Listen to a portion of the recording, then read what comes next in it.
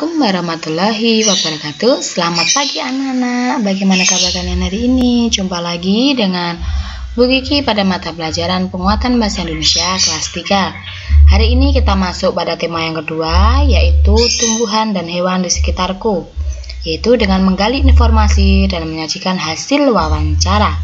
Nah, sebelum kita memulai pembelajaran hari ini, mari kita mengucapkan basmalah bersama agar pembelajaran kita berjalan dengan lancar. Bismillahirrahmanirrahim. Langsung kita masuk ke materi.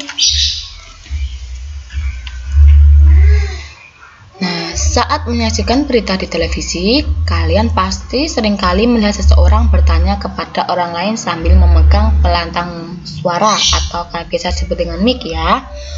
Nah, kegiatan tanya jawab dilakukan oleh dua orang atau lebih tersebut untuk memperoleh informasi dinamakan wawancara.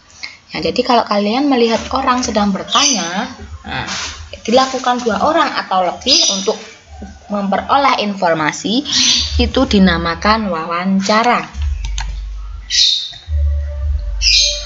Wawancara dilakukan untuk menggali informasi tentang suatu hal secara lebih mendalam. Cara menggali informasi dalam wawancara tersebut itu dengan bertanya. Saat wawancara, kita juga perlu menyiapkan alat-alat yang diperlukan, yaitu yang pertama, ada kamera, ada buku catatan, ada pensil, ada tape recorder. Nah, ada kamera itu untuk merekam, buku catatan untuk mencatat. Nah, untuk pensilnya itu untuk mencatatnya, tape recorder jika diperlukan bisa kalian gunakan.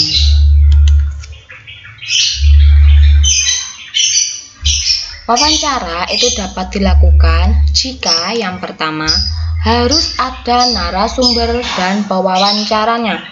Apa itu narasumber? Narasumber adalah orang yang bertugas menjawab semua pertanyaan atau memberikan informasi kepada pewawancara secara lengkap dan jelas. Jadi, orang yang kalian tanya saat wawancara itu namanya adalah narasumber.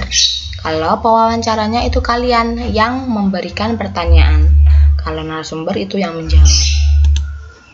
Selain ada narasumber dan pewawancara, harus bisa dilakukan dengan bertanya langsung, baik tatap muka maupun melalui media perantara seperti video call. Nah, seperti itu. Hal-hal yang perlu diperhatikan saat melakukan wawancara yaitu kejelasan pengucapan kata saat wawancara. Jadi kalau kalian ingin mengucapkan kata atau pertanyaan, kalian harus jelas. Kemudian juga bisa dipahami oleh narasumber. Setelah itu, menggunakan kalimat yang sopan dan tidak menyinggung saat wawancara. Jadi kalau kalian wawancara, kalian itu harus menggunakan kalimat yang sopan dan tidak menyinggung orang yang kalian wawancarai. Wawancara itu dilakukan berdasarkan suatu tema. Nah, apa itu tema? Tema yang dimaksud pada wawancara adalah pokok pembicaraan yang akan dibahas saat wawancara berlangsung. Tema itu bisa ditentukan sesuai bidang kehidupan seperti kesehatan, pendidikan, atau kebersihan. Untuk memudahkan dalam memahami isi wawancara yang telah dilakukan, kita perlu membuat laporan hasil wawancara. Laporan wawancara itu merupakan tulisan tentang seluruh kegiatan wawancara yang dilakukan pewawancara dan narasumber. Laporan hasil wawancara ini dibuat oleh pewawancara. Jadi kalau kalian sudah mewawancarai, kalian ingin memahami isi dari wawancara tersebut, kalian harus membuat laporannya. Nah, laporan itu berupa tulisan dari seluruh kegiatan wawancara yang sudah kalian lakukan dengan narasumber. Nah, laporan hasil wawancara yang baik sebaiknya memiliki unsur-unsur yang pertama, latar belakang. Nah, isinya apa? Isinya tentang alasan pewawancara melakukan wawancara dengan narasumber. Nah, kalian itu alasannya apa ikut melakukan kegiatan wawancara itu alasannya apa? Yang kedua, tujuan wawancara. Nah, tujuannya kalian melakukan wawancara itu apa? Nah, seperti itu. Kemudian yang ketiga, tema wawancara. Tema berisi inti dari pembahasan wawancara. Jadi intinya itu apa dalam pembahasan wawancara tersebut. Kemudian latar wawancara. Nah, itu berisi waktu dan tempat di mana terlaksananya wawancara. Selanjutnya, identitas pelaku wawancara. Berisi tentang pewawancara dan narasumber yang terlibat dalam wawancara. Identitasnya, maksudnya namanya siapa, kemudian pekerjaannya apa, seperti itu. Dan hasilnya wawancara, itu berisi jawaban dan informasi dari narasumber selama wawancara.